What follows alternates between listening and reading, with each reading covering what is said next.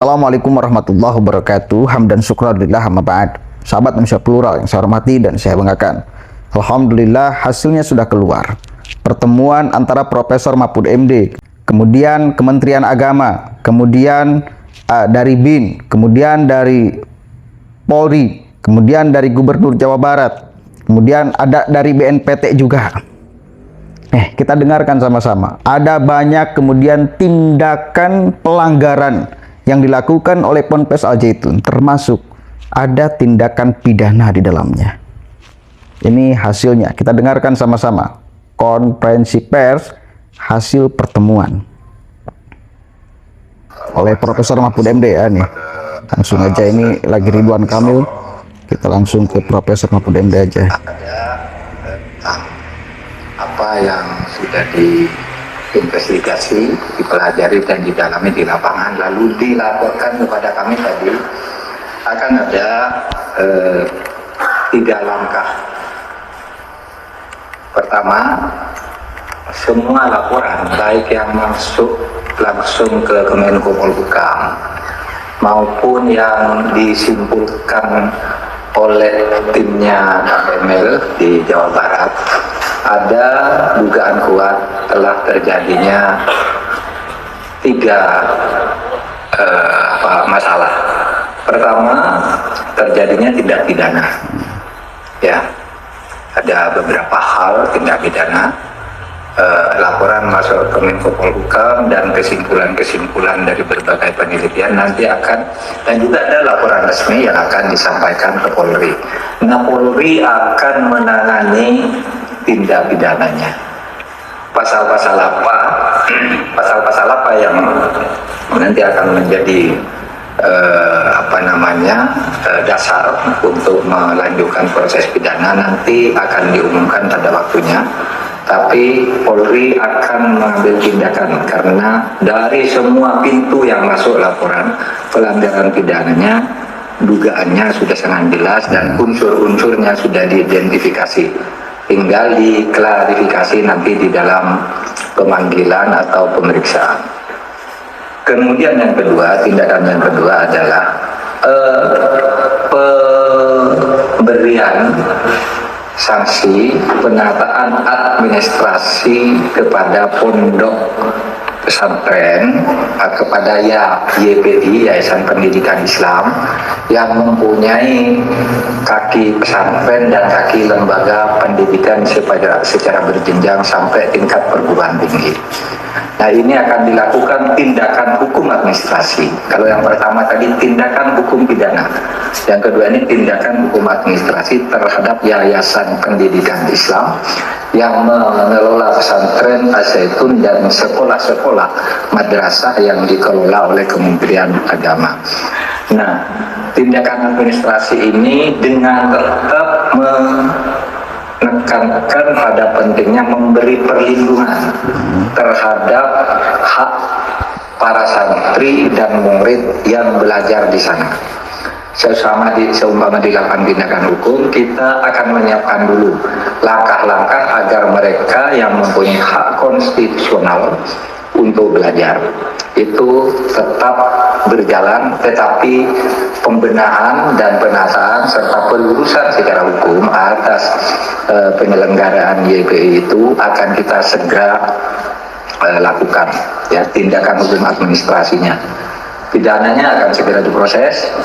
Kemudian tindakan yang ketiga ini menjadi tugas lagi Kang Emil sebagai gubernur sama Kabinda, Polda, Kesbang,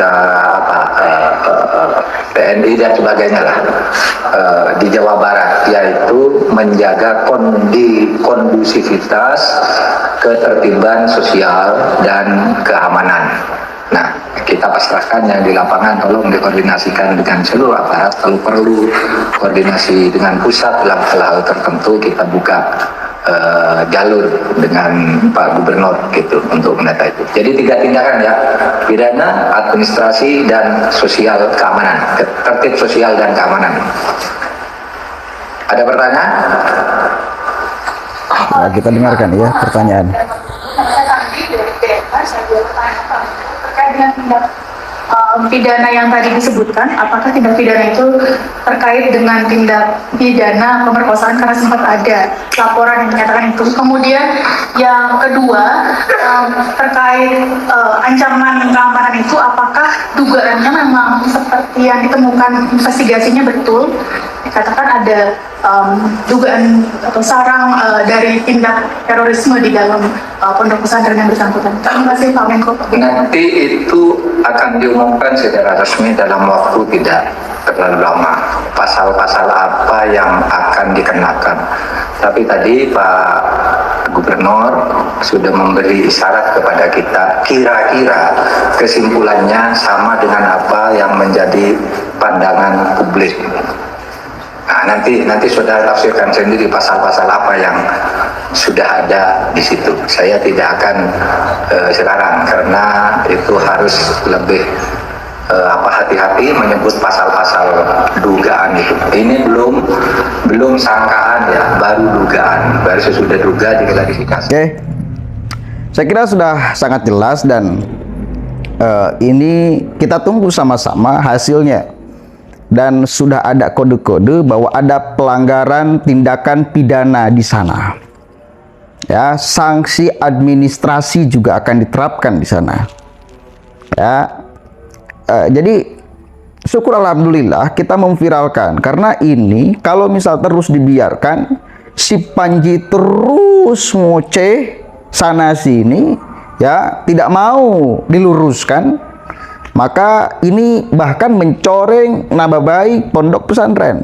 Apalagi kita tahu sama-sama sebetulnya ini kasus yang viral juga. Dulu kita tahu sama-sama memang ada kasus pencabulan, ada kasus kemudian terorisme di sana. Kita harus tegas dan itu kemudian menjadi satu isu yang kemudian diketahui oleh publik dan Profesor Mahfud MD barusan menjelaskan tidak jauh beda analisis publik dengan fakta kejadian tindak pidana itu dan kita lihat tadi ada dari BNPT-nya bahkan.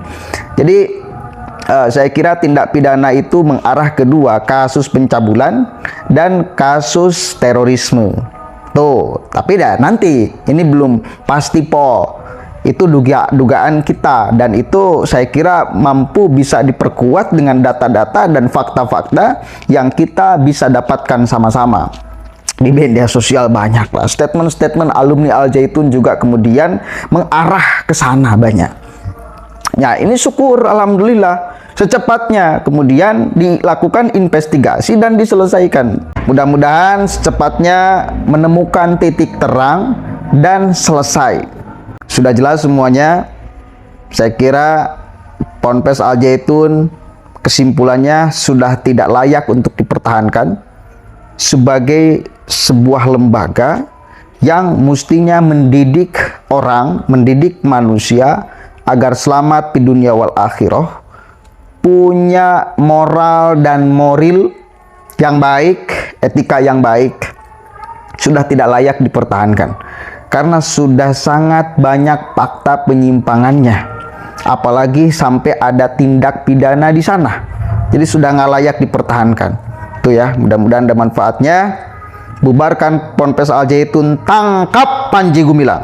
Assalamualaikum warahmatullahi wabarakatuh.